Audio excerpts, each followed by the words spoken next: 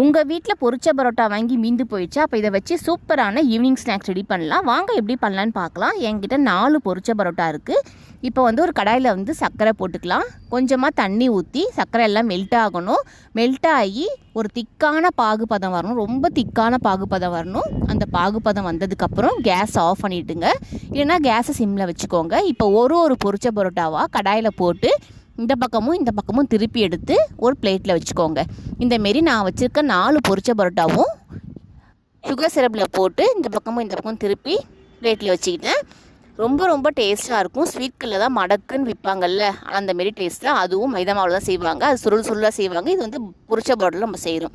அவ்வளோதான். இதில் வேறு எதுவும் டிஃப்ரென்ஸ் கிடையாது.